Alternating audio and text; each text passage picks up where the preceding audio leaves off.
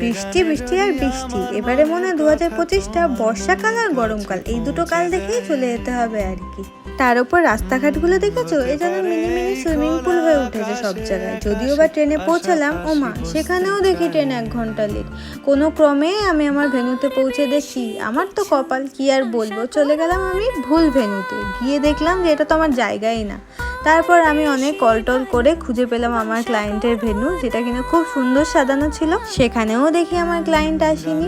অগত্যা ওয়েট করে করে একটুখানি মিররের সামনে ক্যাট মেরে নিলাম আর কি। ভাবলাম না, ওরা আর মেকআপ টেকআপ মনে হয় না করাবে, তাই আজ খেয়ে দিয়েই বাড়ি চলে যাবো আর কি। এই মনোরম পরিবেশটা দেখতে দেখতে জোকস অ্যাপার্ট, আমি প্রথমে খেয়ে দিয়ে কিছু কাজটা স্টার্ট করি। কাজ স্টার্ট করার পর কোনো রকমে শেষ করে লাস্টে বেরিয়ে দেখছি, ওমা এখনও বৃষ্টি হয়ে চলেছে, কখন থামবি ভাই তুই।